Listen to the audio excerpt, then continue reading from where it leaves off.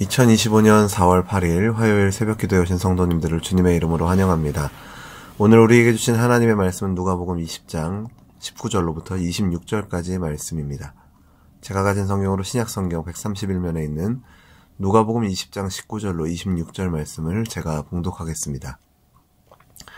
서기관들과 대제사장들이 예수의 이 비유는 자기들을 가리켜 말씀하심인 줄 알고 즉시 잡고자 하되 백성을 두려워하더라.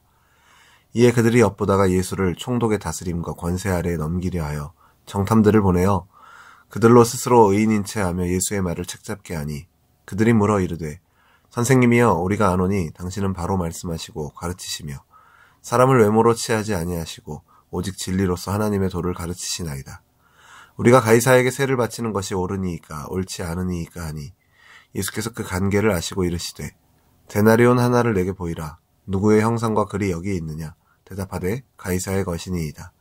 이르시되 그런즉 가이사의 것은 가이사에게 하나님의 것은 하나님께 바치라 하시니 그들이 백성 앞에서 그의 말을 능히 책잡지 못하고 그의 대답을 놀랍게 여겨 침묵하니라. 아멘. 오늘 본문은 예수님께서 세상의 권세에 대한 민감한 질문을 받으시고 지혜롭게 답하시는 장면을 기록하고 있습니다. 이 말씀을 통해서 우리가 이 세상 나라를 살아가는 시민으로서 어떤 태도를 취해야 하고 동시에 하나님 나라 백성으로서의 정체성을 어떻게 지켜야 할지 함께 생각해 보기를 바랍니다. 오늘 본문에서 종교 지도자들이 예수님께 정치적으로 민감한 질문을 던지는 장면이 나옵니다. 정탐들을 보내서 예수님을 책잡으려고 이제 간계를 꾸미는 것이죠. 예수님께서 앞선 비유들, 이제 18절 이전에 있는 말씀들로 자신들을 책망하시니까 대제사장과 서기관들은 예수님을 함정에 빠뜨리기 위해서 계략을 꾸민 것입니다. 사람을 몰래 매수해서 예수님께 나아가게 하고 겉으로는 정중한 척 하면서 함정인 질문을 던졌습니다. 그 질문은 바로 가이사에게 세금을 바치는 것이 옳으니까 라는 것입니다. 왜 이 질문이 함정인가 하면 이 질문은 당시 유대사회에서 뜨거운 쟁점이 되는 주제였습니다. 유대인은 로마 제국의 지배를 받고 있었고 로마 황제에게 세금을 바치는 문제는 단순한 경제의 문제가 아니라 신앙과 민족 정체성의 문제였습니다. 유대인들 중에 열심당원들은 이방인 황제에게 세금 바치는 것을 하나님께 대한 배신으로 여겨서 격렬히 반대하기도 했고 반면에 대제사장과 또 기득권층은 로마와 타협하며 자신들의 지위를 유지하고 있었습니다. 만약 예수님께서 세금을 내지 말라라고 하시면 로마에 대한 반역자로 몰려서 체포될 것이고 반대로 세금을 내라고 하시면 민족주의자들은 예수님을 메시아로 믿지 않게 되는 이러지도 저러지도 못할 함정이라고 생각하고 그들은 이 질문을 던진 것이죠. 그런데 예수님은 이 어려운 질문에 놀라운 지혜로 대답하십니다. 23절, 24절 말씀을 보시면 예수님께서는 그들의 관계를 아시고 데나리온 하나를 내게 보이라 말씀하십니다. 사람들이 로마의 동전 하나를 가져오자 거기에 새겨진 형상과 글이 누구의 것이냐라고 물으셨고 그들이 가이사의 것이라 대답합니다. 그때 예수님께서 유명한 말씀을 하시죠. 가이사의 것은 가이사에게 하나님의 것은 하나님께 바치라. 25절에서 말씀하십니다. 이 한마디로 예수님은 그들의 함정을 단번에 넘어섰을 뿐만 아니라 하나님의 백성이 이 세속 정부 아래에서 지켜야 할 원칙을 알려주십니다.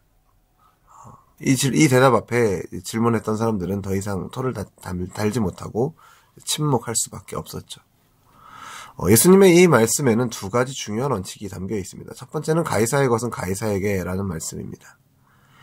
이는 우리가 세상의 정부와 권세에 대해 책임을 다해야 한다는 것입니다. 로마의 동전에는 가이사의 얼굴이 새겨져 있습니다. 그것은 로마의 행정과 통치 아래에 있다라는 증거이고 따라서 그에 따른 의무, 곧 세금 납부와 법 준수와 같은 시민의 의무를 성실히 이행해야 함을 의미합니다. 바울도 위에 있는 권세들에게 복종하라 라고 가르침으로써 이 원칙을 강조했습니다. 그리스도인은 세상의 법과 질서를 존중하고 정직하게 살아가는 선한 시민이어야 하는 것이죠.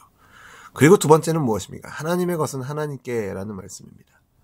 이 말씀은 우리의 궁극적인 충성과 경배는 오직 하나님께 속해 있다는 것을 강조합니다.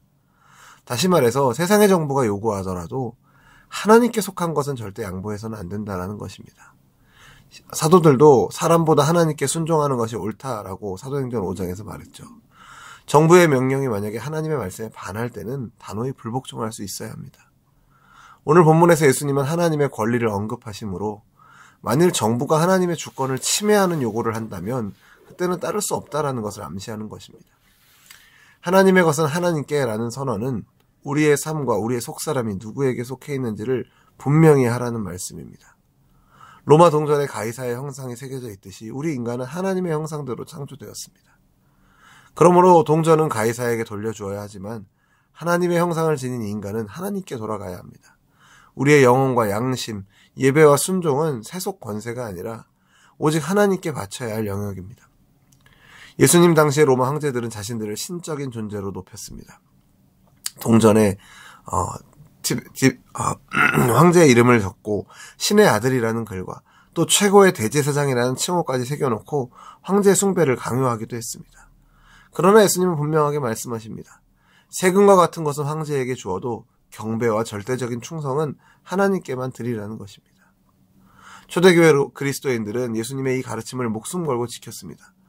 로마 정부가 모든 사람에게 황제가 가이사가 주다라는 충성 맹세를 강요했을 때에도 성도들은 아니다, 예수님이 주님이시다라고 고백하며 황제를 신으로 섬기기를 거부했습니다.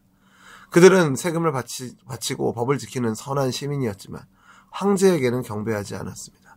그 결과 네로 황제 시대에 많은 신앙인들이 화형을 당하거나 사자의 밥이 되는 순교를 각오해야 했습니다. 그들은 하나님의 것은 하나님께 돌리기 위해 자신의 생명까지도 하나님께 바친 것입니다. 이러한 원칙은 오늘 우리에게도 동일하게 적용됩니다. 우리는 대한민국의 국민이자 하나님 나라의 시민입니다. 예수님의 말씀은 우리에게 세상 나라에 대해 책임을 다하면서도 하나님 나라의 정체성을 잃지 말라라고 가르칩니다. 우리는 국가의 법을 존중하고 이웃과 사회를 위해 봉사해야 합니다. 동시에 우리의 최종적인 충성의 대상은 오직 하나님이심을 잊지 않아야 합니다. 세상의 권세를 존중하되 어떤 경우에도 하나님의 주권을 넘어서는 요구에는 타협하지 말아야 합니다. 우리의 양심은 하나님의 말씀에 사로잡혀 있어야 하고 우리의 소망은 어떤 세상 지도자가 아니라 하나님의 나라에 두어야 할 줄로 믿습니다. 최근 정치적인 혼란 속에서 그리스도인의 시민의식이 더욱 시험받고 있습니다. 어떤 이들은 정의를 세우기 위해 교회와 그리스도인이 적극 나서야 한다고 주장하고 또 다른 이들은 교회가 정치에 휘말려 본질을 잃었다라고 우려합니다. 우리는 이 둘 사이에서 예수님의 가르침을 기준으로 삼아야 합니다. 그리스도인은 사회의 정의와 진리를 위해 목소리를 낼 수 있습니다. 그러나 그 과정에서 교회의 거룩함과 복음의 본질을 잃지 않아야 합니다. 교회가 특정 정당이나 이념의 도구가 되어버리면 세상은 교회를 불신하게 됩니다. 반대로 교회가 세상의 불의에 침묵해서도 안 될 것입니다. 우리가 추구할 것은 세상의 권세의 인정이나 획득이 아니라 하나님 나라의 가치가 이 땅에 구현되도록 힘쓰는 것입니다. 그렇다면 우리가 구체적으로 어떻게 살아야 할까요? 먼저는 선량한 시민으로서 의무를 다하는 것이죠. 법을 지키고 세금을 정직하게 내고 투표에 책임감 있게 참여하고 사회적 약자를 돌보는 일에 앞장서야 합니다. 이것이 바로 가이사의 것을 가이사에게 바치는 모습이죠. 동시에 하나님의 백성으로서 영적인 본분을 지켜야 합니다. 예배와 기도와 말씀 순종에 있어서 어떤 경우에도 세상과 타협하지 맙시다. 만일 국가나 사회가 하나님의 뜻에 어긋나는 길로 갈 때에는 비록 손해가 있더라도 하나님의 진리를 따라야 합니다. 예를 들어 직장에서 부정한 업무 지시를 거부하고 생명을 경시하는 문화에 맞서서 싸우고 거짓을 강요받을 때는 진실을 말하는 용기를 우리가 내야 합니다. 이러한 태도가 바로 하나님께 속한 것을 하나님께 드리는 삶의 예배인 줄로 믿습니다. 사랑하는 성도 여러분, 우리는 세상 나라의 시민으로 부름받았지만 동시에 하늘의 시민권을 가진 사람들입니다. 가이사의 것은 가이사에게, 하나님의 것은 하나님께라는 주님의 말씀을 마음에 새기고 두 가지 책임을 다 힘쓰시는 저와 여러분 되기를 바랍니다. 나라와 사회를 위해 최선을 다해 선을 행하시되 항상 하나님 나라의 기준을, 하나님의 기준을 따라 행하십시오. 어떤 상황에서도 우리의 정체성은 하나님 나라의 백성임을 잊지 마시기 바랍니다. 주님께 속한 자로서 양심을 지키고 진리를 붙드는 일을 포기하지 않으시는 저와 여러분 되기를 바랍니다. 세상의 권세를 공경하되 하나님을 경외함은 타협할 수 없습니다. 결국 승리는 하나님께 속한 것임을 기억하며 지금은 혼란스럽고 교회가 매우 약해 보일지라도 하나님의 나라가 영원히 흔들리지 않는다라는 것을 또 기억하면서 두려워하지 않고 낙심하지 않고 한 걸음 한 걸음 이 세상을 살아가는 저와 여러분 되기를 바랍니다. 주님 다시 오실 때 이 땅의 모든 나라가 무너지고 하나님의 공의로운 통치만 온전히 설 줄로 믿습니다. 우리 주 예수 그리스도께서 십자가와 부활로 이미 승리를 이루셨고 그분의 나라를 우리에게 주신 줄로 믿습니다. 이 복음의 위로를 붙들고 담대히 살아가시면서 우리의 시민된 삶과 거룩한 신앙을 통하여서 하나님께서 영광 받으시고 이 사회에 하나님의 뜻을 이루어 가실 것을 기대하는 저와 여러분 되기를 간절히 소원합니다. 하나님의 평강이 이 온란한 시대를 살아가는 우리 모두의 삶 가운데 또 우리의 가정 가운데 함께 하시기를 주님의 이름으로 축원합니다. 기도하겠습니다. 사랑과 은혜가 풍성하신 하나님 아버지, 오늘 저에게 주신 이 말씀을 통해서 하나님 나라의 백성으로 어떻게 살아가야 하는지 깨닫게 하심을 감사드립니다. 이 세상 속에서 우리가 선량한 시민으로서 책임을 다하되 우리의 삶과 영혼은 오직 하나님께 속해 있음을 잊지 않는 오늘 우리가 되게 하여 주옵소서. 세상과 타협하지 않고 하나님께만 충성을 드리는 거룩한 백성으로 살아갈 수 있도록 우리에게 성령의 지혜와 용기를 허락하여 주옵소서. 예수 그리스도의 십자가의 부활과 소망을 붙들고 담대히 나아가는 우리 모두가 되게 하여 주옵소서. 이 모든 말씀 우리 주 예수 그리스도의 이름으로 기도드립니다. 아멘.